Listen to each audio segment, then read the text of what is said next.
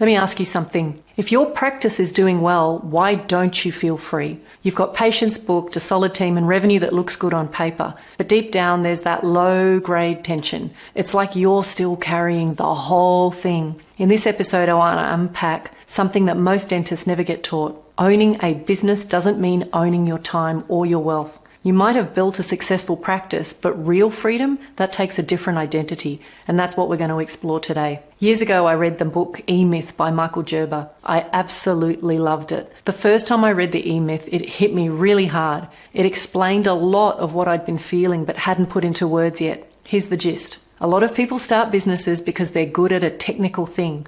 In your case, that's dentistry. And here's a quick story to bring that to life. I remember speaking with a dentist who just bought a second clinic. On paper, things looked fantastic, revenue was up, the team was growing, and she'd just completed a beautiful new fit out. But when I asked her how her personal wealth was tracking, she paused, and you could see it hit her.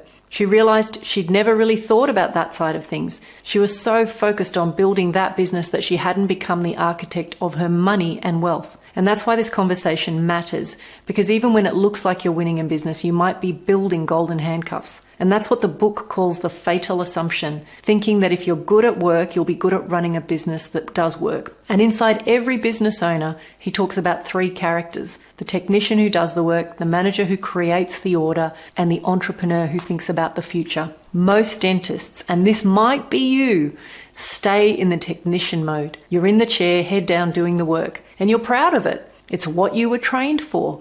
Then some grow into managers. They start leading a team, building systems, tracking numbers, and a few take it further and become entrepreneurs. We pull back, we design, we systemize, we build the machine. And that's where the E-Myth ends. It gives you a powerful path out of the chair. But here's my thesis on what I think it misses. The entrepreneur is still playing the old game. You might have a team, you might have revenue, you might not be doing the dentistry anymore. But if your wealth and your time still depend on that business, you're still on the hook. You've just upgraded your trap. Let me give you a sense of what starts to change when you really step into that investor identity. You stop trying to squeeze more out of your business and you start asking, how can you channel surplus into something that gives you leverage?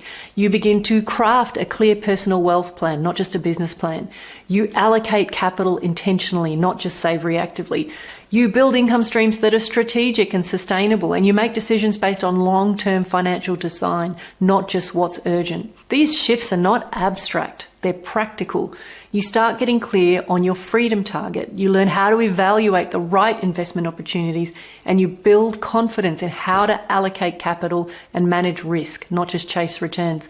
And once you start doing that, the stress lifts. You stop guessing and you begin to build wealth on purpose, not by accident. This is the part that the E-Myth never touches. So there is a fourth identity, and it changes everything. And that is the identity of the investor. The technician earns, the manager organizes, the entrepreneur scales, and the investor builds freedom and legacy. The investor doesn't just optimize for income, they optimize for control, cash flow, security, for time.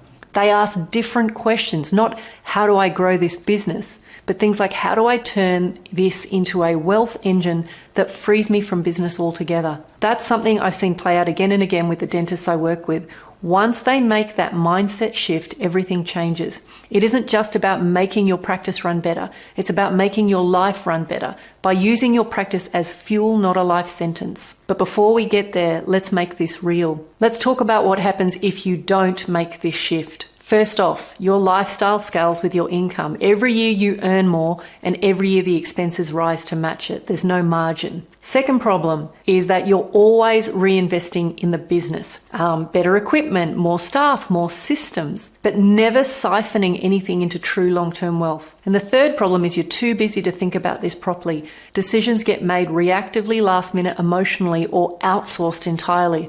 And underneath all of that, the fear that you'll wake up in 10 years exhausted, successful, but no closer to freedom. Now let's flip it. Here's what most dentists really want.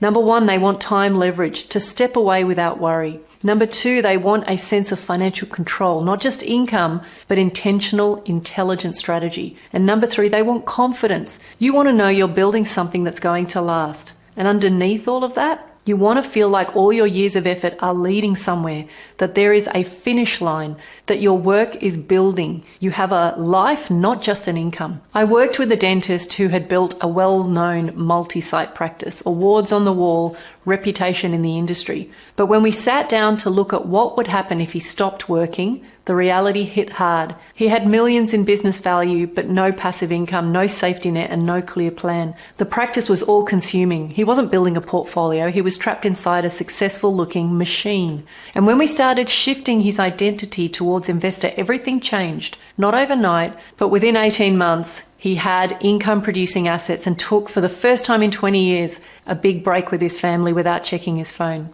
Dentists are told to become great business owners, but that is not the finish line. You can be a successful owner and still feel stuck. You can be making 7 figures and still have no idea how to stop working without everything falling apart. And I've seen it more times than I can count. A thriving practice, incredible leadership, loyal staff, and yet the owner can't walk away, not even for a few weeks, because ownership alone doesn't create autonomy. The new game is different, and it starts by seeing your practice not just as income, but as an asset, as something that funds the next stage of your life, as the thing that builds your portfolio, not the thing you hope to sell one day if everything goes according to plan. That's what investors do. They treat their practice as fuel, not as the finish line. They build wealth because of their business, not in spite of it. And they create systems outside the practice, structures that give them freedom, not just income. So, here is the big question I want to leave you with. Where are you on this ladder? Are you stuck in technician mode? Have you grown into the manager or maybe even the entrepreneur? Or are you starting to operate like an investor? Because you can't skip steps, but you can get stuck in them. And most dentists I meet, they're trying to be the technician, the manager, and the entrepreneur, but they are not thinking about the part that's going to actually set them free. So what's the next shift you need to make? What would it look like to stop thinking like an operator and start moving like an investor? In the next episode, I'm going to walk you through a question that quietly shapes everything about your financial future, which is this question of how much is enough. Because if you don't know what your target is, you'll never stop chasing. So until then, think like an investor.